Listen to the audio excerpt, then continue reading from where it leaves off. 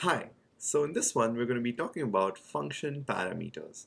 So this is just another way to work with functions, and it gives you more power over using functions, as well as teaches you or enables you to use functions in a different way, which could be used for many different situations.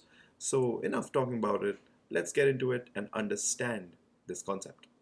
So when you define a function, in this case, as you see on the screen, it's the addition function that we've defined. So we write def addition followed by the parentheses, the colon, and then we have the function body, which says print a plus b. But in this case, you do not know what is a plus b, or well, the function does not know what is a plus b because above the function, you don't see the variables a or b being defined. So that's really just going to throw an error for you in Python.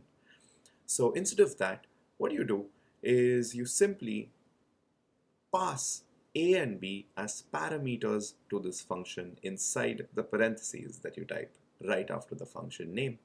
So what this does is the a that you pass inside the function parameter corresponds to the a inside the print statement, and the b that you pass as a function parameter corresponds to the b inside the function. So now the function knows which value a does it have to use for print a and which value b does it have to use for print b.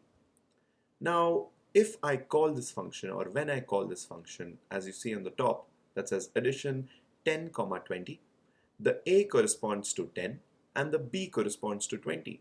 So this function would give us an output 30, which is a plus b. It's simply going to display the value 30 because a is 10 and b is 20, so a plus b would be 30.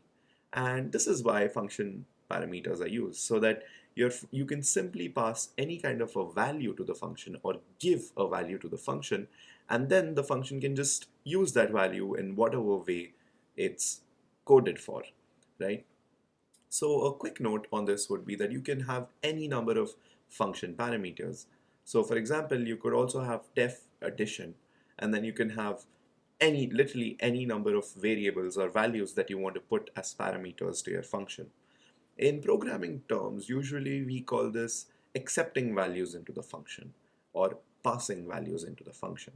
So throughout the course, if you ever hear me saying that we're going to pass a value to the function or we're going to accept some values into the function, this is what I mean.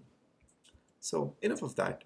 Let's get to PyCharm and actually code some functions that accept some values and pass some values to them to see how this whole concept works.